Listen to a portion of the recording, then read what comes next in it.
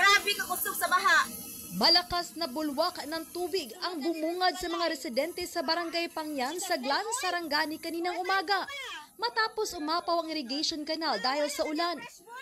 Pati ng kusuga sa baha dinhi sa amuan. Nisulod na.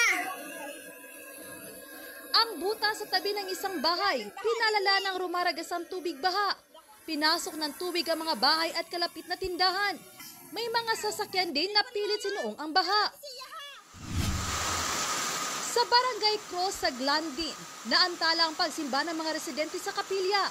Nabasa ng lakas ng buhos ng ulan ang loob nito. Nagsagawa na ng disaster response ng mga otoridad sa lugar. Umapaw naman ang tubig at binahang isang ilog na konektado sa dagat sa Jose Abad Santos sa Davao Occidental. Nagtulong-tulong ang mga mangingisda sa pagbuhat ng kani-kanilang bangka papunta sa dalampasigan. Napansin daw nila na unti-unting tumaas ang tubig matapos bumuhos ang ulan sa lugar kaninang umaga. Nagmistulang ilog naman ang kalsada sa Barangay Basak Pardo sa Cebu City kaninang umaga.